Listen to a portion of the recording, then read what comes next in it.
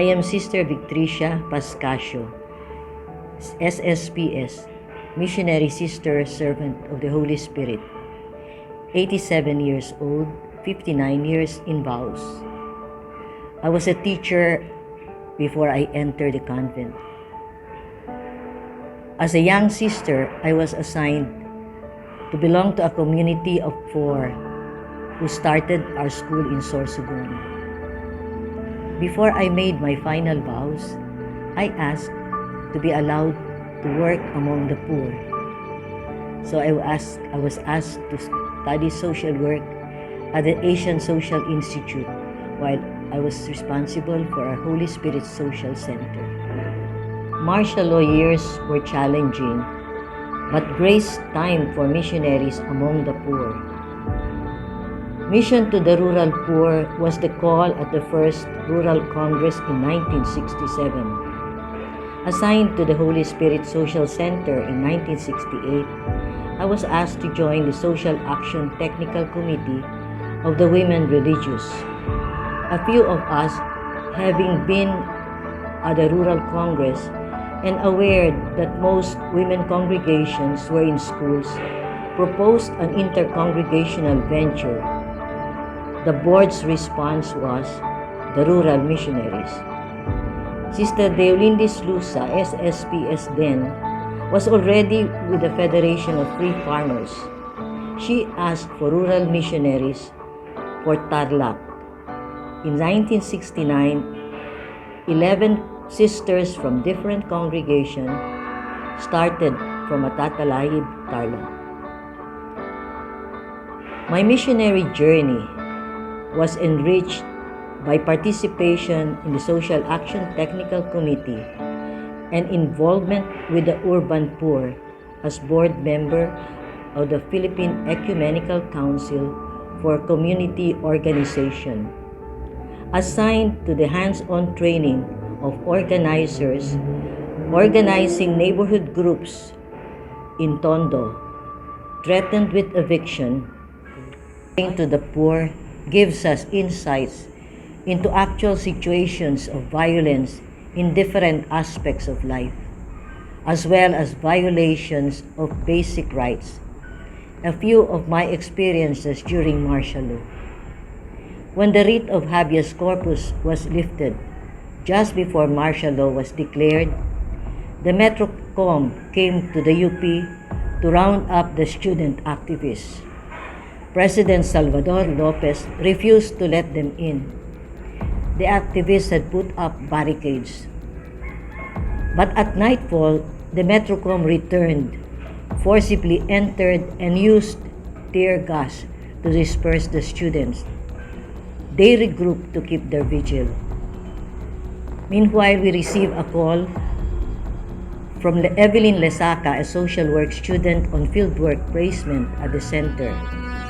She requested that we bring food to the students in the ladies' dorm. Sister Conchita Cruz, our doctor at our free clinic, and I drove to UP with only whatever we could buy from an open bakery. It really looked like a war zone in UP. Providentially, we were allowed in just to turn in what we have brought. Recognizing us sisters, one of the students came close to our Volkswagen. He was one of my students in high school in Irosin. Noticing that he was carrying something like a Molotov cocktail, I told him, "Romeo, you will never use that." While in Tondo, I was asked by a mother to accompany her and her son to the station to look for the policeman who took her son's jacket. While waiting for the policeman, we heard groanings in the basement of the police station. A man was being mercilessly beaten up. The woman casually remarked, "Pangkaraniwan po yan," meaning that is ordinary. Within the early years of organizing in Tondo, the military disrupted the first convention of organized groups firming up their federation, Zone 1 Tondo Organization, SOTO for short. Forcibly, they took Isagani Serrano, our lead organizer, against all my protests. Gani was detained, but organizing went on. My most significant mission experience was in 1971, while visiting a small village at the mouth of the Pasig River. I saw a tiny child. Her whole body was covered with scabies. The words of Jesus came to mind. I have come that they may have life, life to the full. Then and there I was convinced. Community organizing, which promotes people's participation in decision making and accessing resources for their welfare, is consistent with gospel values.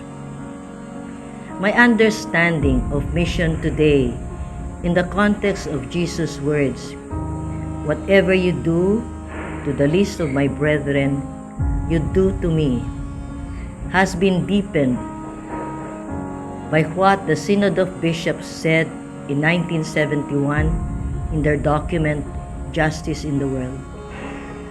Quote, action in behalf of justice and participation in the transformation of the world appear to us as a constitutive dimension of the preaching of the gospel, or in other words, of the Church's mission for the redemption of the human race and its liberation from every oppressive situation.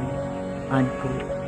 From experiences and reflections in the ministry, the important values reinforced and learned are respect for all persons, people, whoever they are, is of utmost importance. In working with the rural poor, as well as indigenous peoples, especially the Alangan Mangyans of Oriental Mindoro, I learned as well the importance of respect for their culture, listening to their aspirations, learning from them, and working with them as partners in development to promote a culture-based community organizing and relevant education.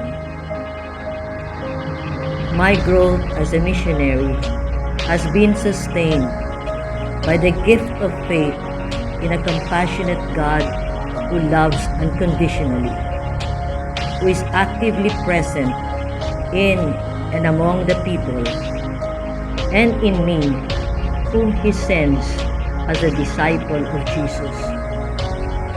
In this partnership with Jesus in mission, the Spirit led me to partnership with the people to whom I was sent. Grateful to have been gifted to give, I can say in all humility that in my poverty and limitations, I could give with love the best I could offer to God and my neighbor. With Isaiah, I pray, Lord, you meet peace to us, for it was you who accomplished all we have done. Isaiah 26, verse 12.